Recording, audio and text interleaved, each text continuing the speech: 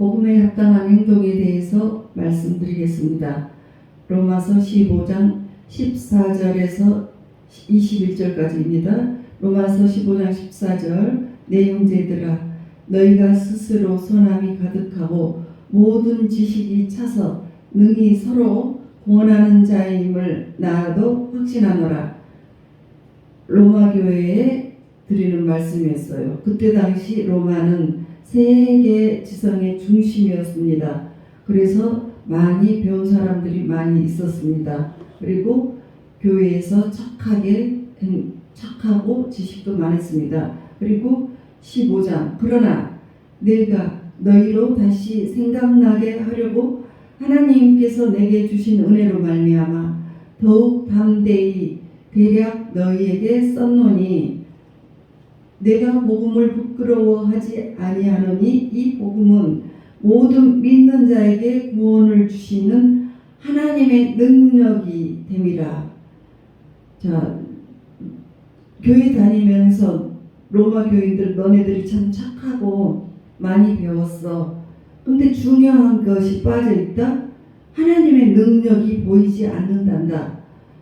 너의 일생에 하나님의 능력이 보이면 네가 그렇게 로마 황제 밑에서 많이 배우고 그랬으면서도 그렇게 그냥 겨우겨우 웅크리고 살고 있는 그런 상황이 되지 않을 거야.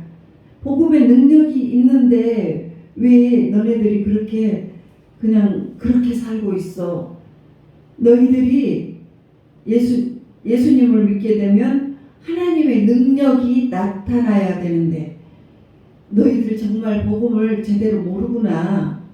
그렇게 해서 이 사도 바울이 쓴 것이 로마서예요. 그래서 사도 바울이 복음을 쓴 이유가 거기에 있어요. 복음을 알기는 알아도 그냥 그 신앙생활에 전혀 복음의 능력이 나타나지 않게 되니까 교회에는 다니지만 예수님 믿으나 마나 모든 것이 펴지지가 않아요. 그래서 아무 소용이 없어요. 우리도 복음이 여러분들 삶에 적용이 되지 않고 나타나지 않으면 여러분들의 삶은 교회 다니는 때보다 오히려 더 나빠질 수도 있고 그냥 별로 좋아지지 않고 그냥 그렇게 살게 되는 거예요. 아무 소용이 없어요. 그래서 복음이 그러면 뭡니까? 복음이 뭐예요? 로마서 1장 2절에서 4절에 나옵니다. 복음은 하나님이 선지자들을 통하여 그의 아들에 관하여 성경에 미리 약속하신 것이라. 그러니까 복음은 신약 성경이 바로 복음입니다. 한마디로 말하면 그 예수님에 관한 예수 그리스도로 말을 할 수가 있어요. 그래서 그의 아들에 관하여 말하면 육신으로는 다윗의 혈통에서 나셨고 성령의 영으로는 죽은 자들 가운데서 부활하사 능력으로 하나님의 아들로 선포되셨으니 곧 우리 주 예수 그리스도니라. 우리 주라는 것은 우리 주는 구세주고 예수는 이름이에요. 이름이고 그리스도는 왕이시고 메시아라는 뜻이에요. 그래서 예수가 왕이 되셨다. 이것이 바로 복음입니다. 그러면 예수님이 나오시기 전에는 누가 왕이었어요? 사탄이 온 세상을 다스렸습니다. 그래서 이 세상이 맨날 사탄은 하는 일이 망하게 하는 것이잖아요. 그래서 이 세상을 이 사탄의 세상에서 우리 그리스도 예수님이 오셔서는 이제 2000년 전에 예수님이 오셔서는 살만한 세상으로 바꿔버리셨습니다. 그런데 완전히 그 예수 그리스도의 살만한 세상으로 되기에는 조금 남아 있어요. 그리스도가 재림할 때가 완성이 됩니다. 이제 재림 예수님은 얼마 남지 않았습니다. 예수님 재림하실 때 새하늘과 새 땅과 새 예루살렘으로 다 그리고 여러분의 육신도 바꿔버리십니다. 아주 아름답고 젊은 모습으로 바꿔버리시고 그곳에서 아주 죽음도 없고 미움도 없고 죄도 없고 아주 영원히 사랑이 많은 그 세상으로 온 우주를 완성하십니다. 이것이 바로 복음이에요. 로마서 3장 24절에 보면 그리스도 예수 안에 있는 속량으로 말미암아 하나님의 은혜로 값없이 의롭다 하심을 얻은 자 되었느니라. 여러분들은 하나님께서 우리를 사셨습니다. 그것을 속량하셨다고 해요. 예수님 핏값으로 사셔서 하나님의 의로운 자가 되었습니다. 그래서 우리가 의롭지 않은데 의롭다고 여겨주셨습니다. 그것을 칭의라고 하십니다. 그래서 죄가 없는 안 지은 사람처럼 깨끗하게 의인이 되게 해주셨어요.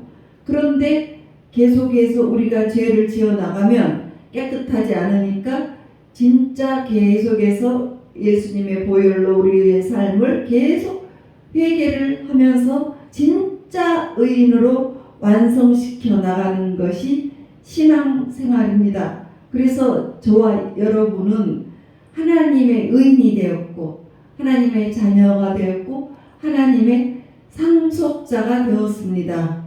그래서 예수 그리스도 안에 있으면요 엄청난 하나님의 약속들이 주어집니다. 로마서 8장 32절에 보면 자기 아들을 아끼지 아니하시고 모든 사람을 위하여 내주신 이가 어찌 그 아들과 함께 모든 것을 우리에게 주시지 아니하겠느냐. 하나님께서는 우리를 구원하시기 위해서 자기의 아들을 십자가에 내주셨습니다. 그리고 그의 핏값으로 우리가 하나님의 자녀가 되었습니다. 그렇게 내 아들까지도 아끼지 않고 우리를 위해서 주셨는데 무엇을 못 주시겠냐 이 말이에요. 돈이 필요해요? 건강이 필요해요? 행복하고 싶으세요? 네, 다 주실 수 있어요. 그런데 여러분들 받았습니까? 아직 덜 받으신 분도 있고 못 받으신 분도 있고 많이 받으신 분도 있어요. 그런데 뭐가 부족해서 실제가 안 되는 거냐고요. 히브리서 4장 2절에 나와 있습니다.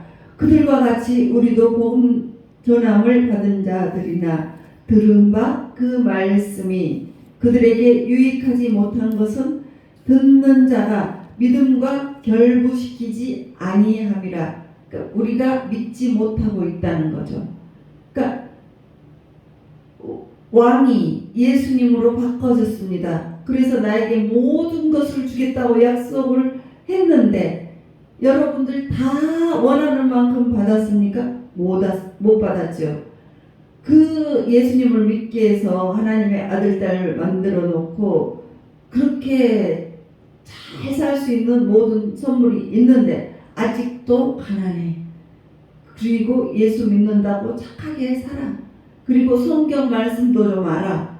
이 상태가 지금 로마 교인들의 상태예요. 그런데 오늘날에도 그런 분들이 거의 그렇게 살고 있어요. 근데 믿으면 하나님의 역사가 일어나요. 무엇을 믿어요? 믿음은 들음에서 나는데 들음은 그리스도의 말씀에서 나오는 것입니다. 그래서 사도 바울께서 이제 우리에게 기도문을 가르쳐 주었어요. 에베소서 1장 17절에서 19절. 우리 주 그리스도의 하나님 영광의 아버지께서 지혜와 계시의 영을 너희에게 주사 하나님을 알게 하시고 너희 마음의 눈을 밝히사 그의 부르심의 소망이 무엇이며 성도 안에서 그 기업의 영광의 풍성함이 무엇이며 그의 힘의 위력으로 역사하심에 따라 믿는 우리에게 베푸신 능력의 지극히 크심이 어떠한 것을 너희로 알게 하시기를 구하노라. 그러니까 이 말씀은 계시의 영, 여러분들 순간적으로 믿어지는 마음이 다 올라올 때가 있어요. 이게 바로 계시의 영입니다. 계시의 영이 임하는 순간 어떤 생각이 딱 믿어져요. 그리고 그렇게 돼버려요. 믿음대로 돼버립니다. 저 경우에는 기도원에 올라갔는데 올라갈 때 어떤 마음이 순간적으로 싹 올라왔어요. 아, 여기서 내가 그동안 고통 중에 있었던 그 밤마다 잠 못 자고 막 면도날로 나 가슴을 막 찢는 그 고통이 낫겠다 했는데 순간적으로 그 생각이 왔는데 예배 드릴 때 완전히 나아버렸습니다. 그것이 믿음대로 돼버려요. 이게 계시의 영입니다. 그래서 이제 여러분들이 복음을 알고 있기만 하면 안 되고 매일매일 반복해서 듣고 기도하시며 누리셔야 됩니다. 그리고 그렇게 되기 위해서는 복음에 합당한 행동을 해야 됩니다. 야고보서 1장 22절에서 25절 이렇게 말씀합니다. 너희는 말씀을 행하는 자가 되고 듣기만 하여 자신을 속이는 자가 되지 말라. 누구든지 말씀을 듣고 행하지 아니하면 그는 거울로 자기의 생긴 얼굴을 보는 사람과 같아서 제 자신을 보고 가서 그 모습이 어떠했는지를 곧 잊어버리거니와 자유롭게 하는 온전한 율법을 들여다보고 있는 자는 듣고 잊어버리는 자가 아니요 실천하는 자니 이 사람은 그 행하는 일에 복을 받으리라. 그러니까 말씀을 듣고 은혜를 받았어. 그리고 싹 없어 잊어버려. 그러면 행하는 자가 아니에요. 반드시 행동을 해야 돼요. 복은 구원 믿음으로 받아요. 그런데 복은 행할 때 받아요. 기도한다고 돈 주세요. 돈 주세요 하고 기도한다고 돈을 주시지 않는다는 거예요. 하나님께서 성경 전체에 어떻게 하면 돈을 주는지에 대해서 잘 설명해 놨습니다.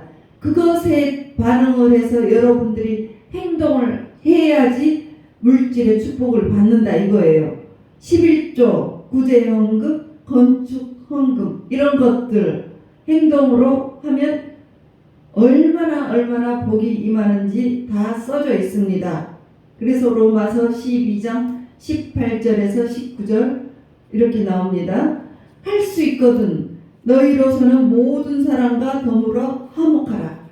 내 사랑하는 자들아 너희가 친히 원수를 갚지 말고 하나님의 진노하심에 맡기라. 기록되었으되 원수 갚는 것이 내게 있으니 내가 갚으리라. 그러니까 이제 모든 사람과 더불어 화목을 하라겠는데 여러분들이 직장에 나가서 얼굴 그냥 구기고 있어요. 그거는 주님의 방법이 아니에요. 내가 먼저 인사를 해요. 다가가서. 그리고 원수가 있죠. 내가 같이 일하는 일터에 원수가 있죠. 그러면 그 원수를 위해서 죽일 생각, 아주 쫓아낼 생각, 이런 여러 가지 생각을 하지 말고 그 갚을 생각하지 말고 원수에게 먹을 것을 더 줘버려. 그러면 주님께서 원수를 갚아주신다고 했습니다. 그러니까 그렇게 하지 않으니까 복이 임하지 않는다고 그랬어요. 말씀대로 안 살면 주님께서 방법을 가르친 대로 살지 않으면 주님도 어떻게 해주시지 못하는 거예요. 주님께서 말씀대로 살 때 그 복을 주신다고 했지 우리의 방법대로 살면 그 복이 임하지 않아요. 주님께서 도우실 수가 없다는 거예요. 내가 하나님께 이렇게 고백해요. 주님, 저는 주님이 너무 좋아요. 그러면서 주님께 향한 자기가 있는 어떤 것을 바치지도 못해요. 돈은 아까워서 드리지도 못하고. 여러분 사랑한다고 하면서 사랑하는 사람에게, 연인에게 선물도 없고 자기의 마음 전한다면서 내 마음만 받아줘. 이거 참 사랑입니까? 아니에요. 절대 아니에요. 사랑하면 내 좋은 것을 주게 돼 있어요. 마음뿐만 아니라 가진 좋은 것, 보물들을 주게 돼 있어요. 그래서 그게 크고 작고를 떠나서 그 사람의 아주 최선을 다하는 것을 볼 때 여러분들이 감동을 받죠. 그러듯이 하나님도요. 맨날 돈 주세요 한다고 해서 들어주지 않는다는 거잖아요. 그러니까 가장 기본적인 예배도 잘 드려야 되고요. 또 말씀도 잘 봐야 되고, 또 정말 물질 복을 받고 싶으면 11조 하라고 했는데 온전하게 드리지 않고 있어요. 그렇게 하면서 하나님께 자꾸 나는 이렇게 10년 20년 믿었는데 나는 왜 복을 못 받았습니까? 너가 내 말씀대로 행동을 하지 않고 있잖아. 그래서 로마서 14장 17절 18절 보겠습니다. 하나님 나라는 먹는 것과 마시는 것이 아니요 오직 성령 안에 있는 의와 평강과 희락이라.